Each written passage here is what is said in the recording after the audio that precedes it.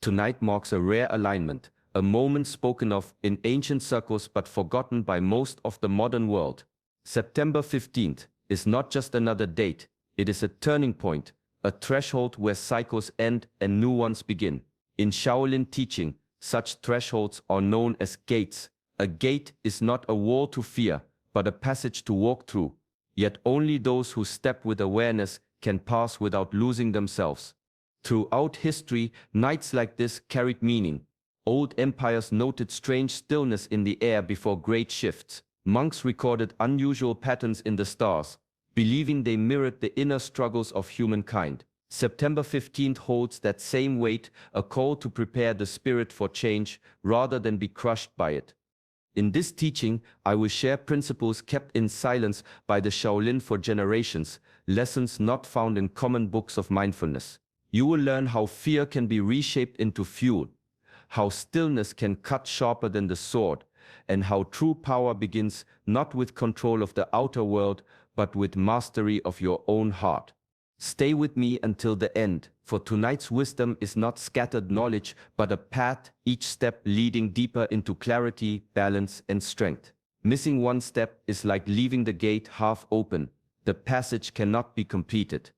This is Shaolin Soulfire, a place where ancient wisdom lights the path through modern storms. If these teachings resonate, I invite you to walk further with us. Subscribe now and carry this flame wherever the coming days may lead.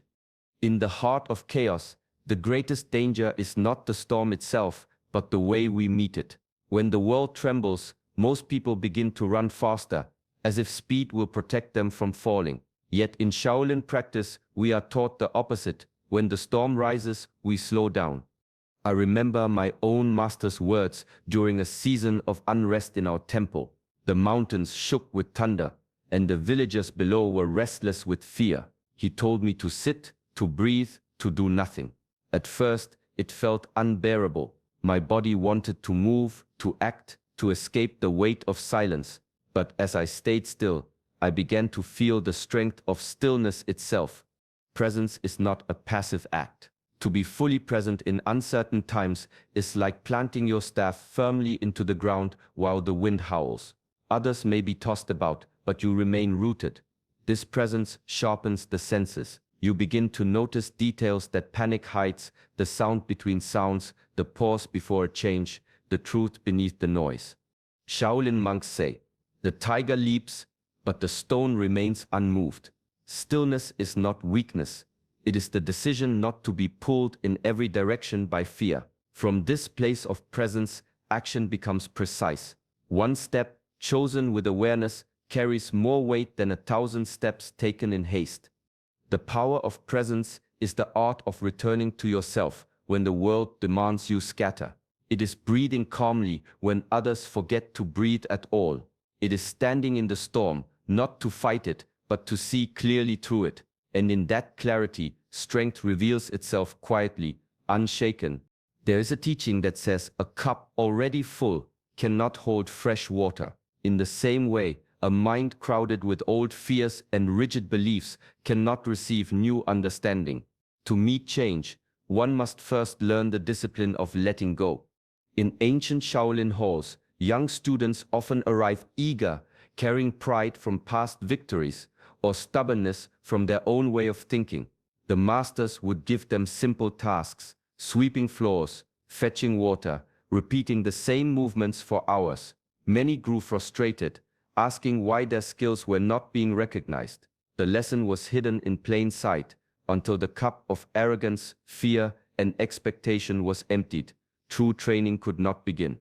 To release is not to lose.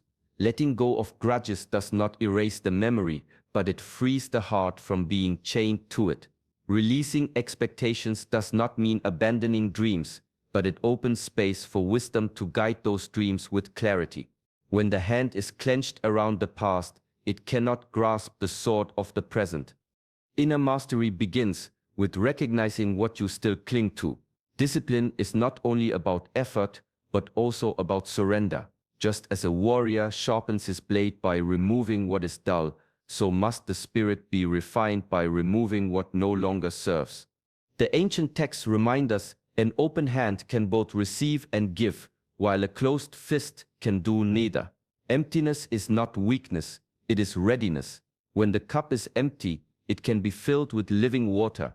When the heart is clear, it can meet the unknown without fear.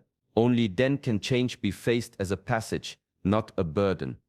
In the quiet moments before dawn, the masters would gather in the temple courtyard, their chests rising and falling in perfect rhythm with the earth. Breath is more than air, it is the bridge between body and spirit, the invisible thread that ties the mind to the moment. Without it, even the sharpest mind drifts, lost in fear, doubt, or desire. During nights of great change, when uncertainty looms like a shadow over the heart, breath becomes a compass. Conscious breathing grounds the spirit in what is real, not imagined. Each inhale fills the body with presence. Each exhale releases what no longer serves. The simplest breath carries the weight of centuries of practice, teaching the student to remain anchored when all else shakes. There is a story of a monk facing an approaching storm, the wind tearing at the temple gates. Others panicked, but he sat in stillness, observing only his breath. With each slow, deliberate inhale and exhale, his mind cleared. The storm raged outside, but inside clarity reigned. One mindful breath, he realized, contained more power than 1,000 restless thoughts racing in fear. Discipline of the breath is not learned in moments of comfort. It is honed in tension, in chaos, in nights when the world seems unsteady. It is the silent work of mastery, training the body to obey, the mind to focus, and the spirit to endure.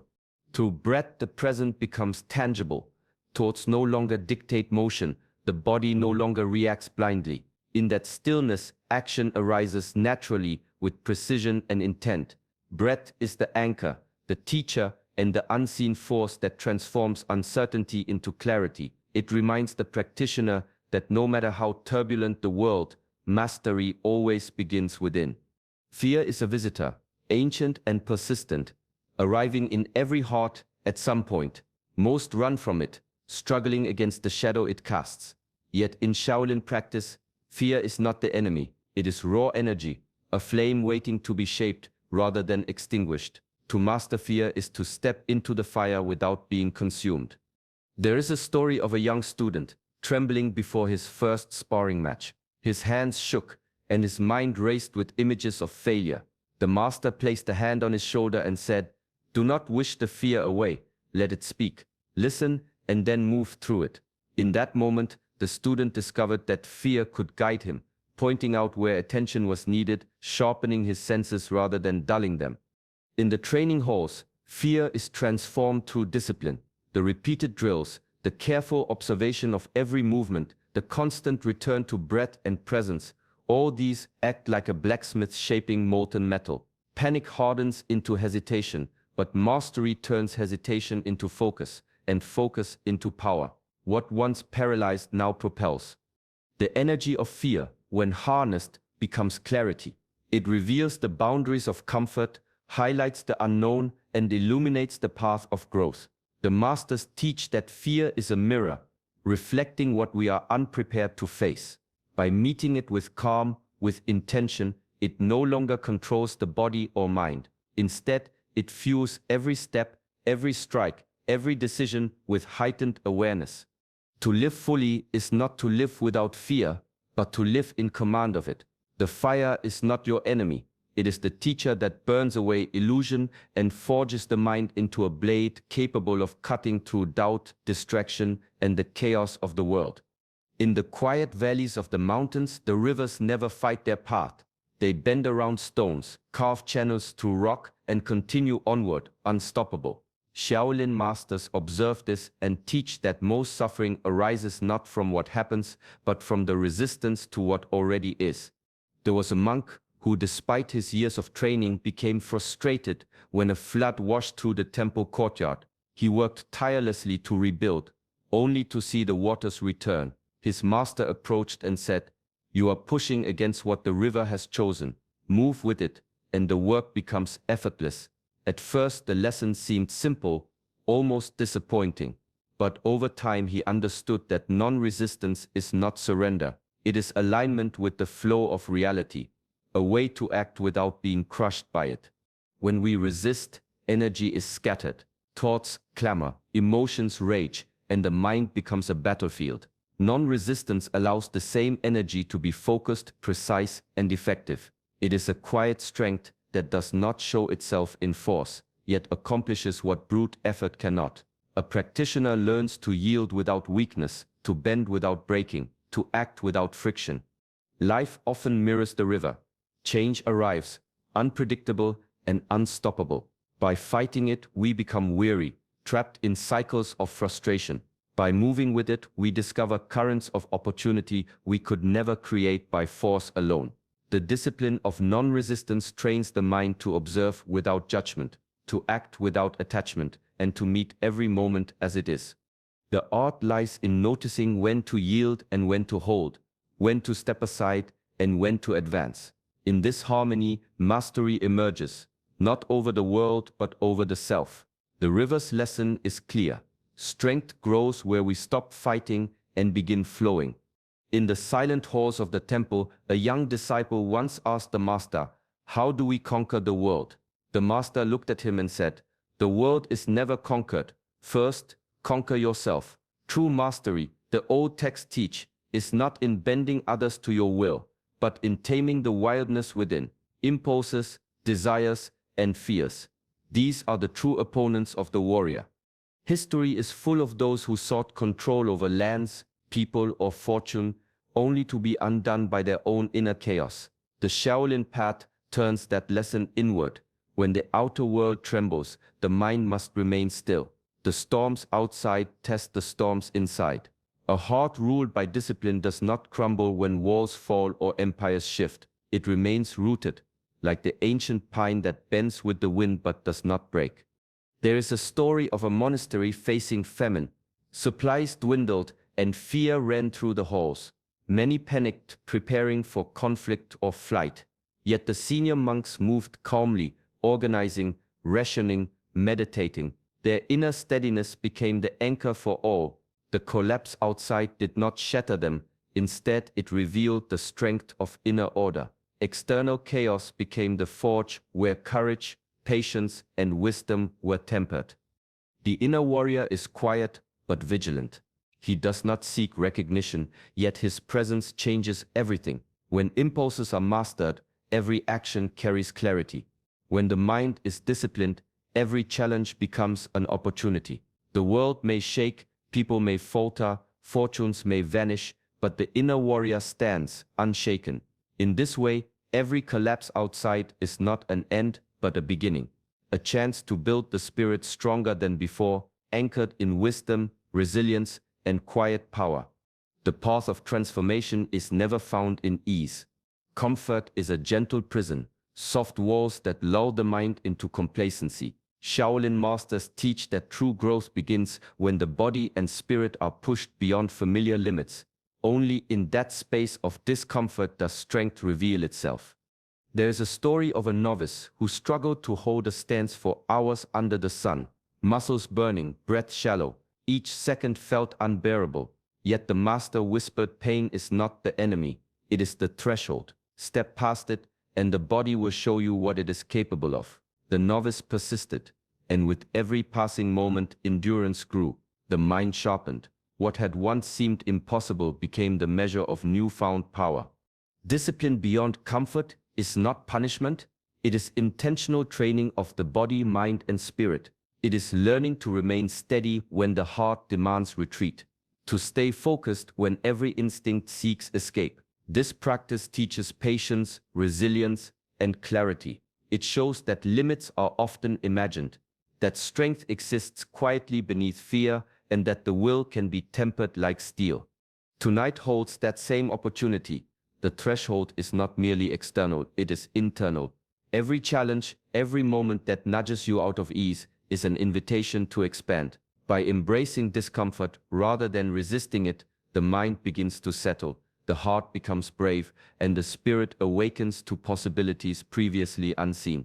Shaolin wisdom reminds us that transformation is never accidental.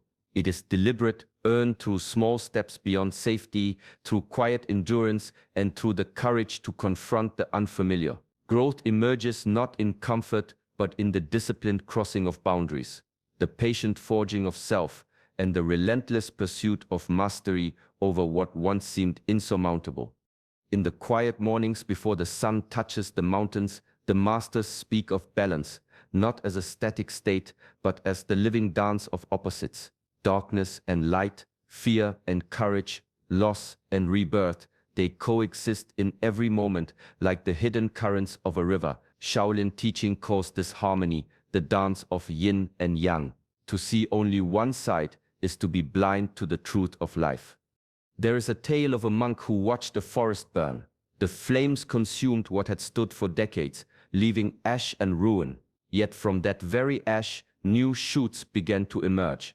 What appeared as destruction was in fact preparation. The collapse carried the seeds of renewal, teaching patience and perspective.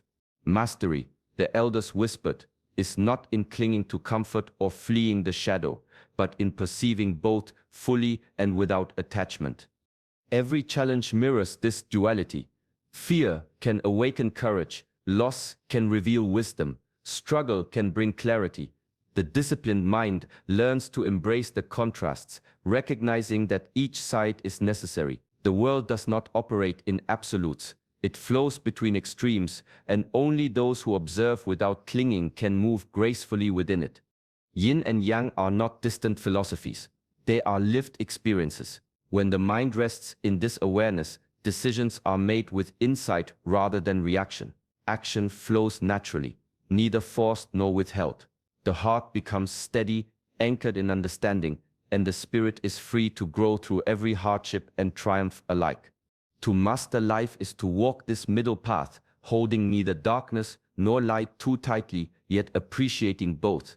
In that balance, resilience arises, wisdom deepens, and the world, no matter how turbulent, becomes a teacher rather than a threat. There are moments in life when the air itself seems heavier, as if the universe holds its breath. Nights of transition arrive quietly, yet their presence is unmistakable. They are invitations, not guarantees, opportunities to step forward or remain trapped in patterns long since outgrown. The Shaolin masters call these nights the threshold of choice, where intention meets action and the spirit is tested. A young disciple once faced such a night, uncertain whether to leave the monastery and face the wider world or remain in the familiar safety of its walls. The decision weighed heavily, and hesitation gnawed at his mind. The elder said, "Each choice is a strike of the sword. Once made, it cannot be undone. Yet it is not the sword that wounds, it is indecision." In that counsel, the disciple learned the gravity of clarity and the courage required to honor it. Every decision carries this duality. It may free or bind, reveal or conceal. To wait too long is to allow old habits to dictate the course.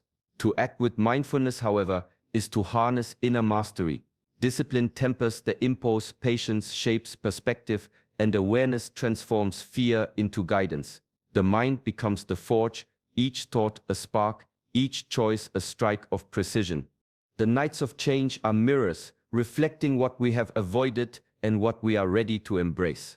The world outside may shift unpredictably, yet the power of the decision lies within. Step forward with calm focus, and the path unfolds. Remain chained to the old, and opportunity passes unnoticed. The sword is in your hand, and the moment is fleeting. The choice is yours, but only action brings transformation, and only clarity ensures it is guided by wisdom rather than impulse. There is a silence that exists between moments, a space where thought rises and falls like the tide. Shaolin wisdom calls this the place of the observer. To live as the observer is not to turn away from life, nor to harden the heart. It is to see clearly, to hold perspective, and to witness the mind without being swept away by it. A novice once approached the master, troubled by anger and distraction. Every insult, every setback seemed to control him. The master guided him to sit beneath the ancient trees, to watch the leaves tremble in the wind. "See them move," he said, "but do not try to stop them. See your thoughts the same way." At first the novice resisted, fearing detachment meant indifference. Slowly he began to notice the rhythm of his emotions, the rise and fall of desire, the subtle shift of fear. Observing did not weaken him, it revealed the currents beneath his surface, allowing him to act with clarity rather than react with impulse. Living as the observer trains the spirit in a discipline of calm. Thoughts come and go, yet the self remains steady. Emotions may surge, yet judgment is withheld.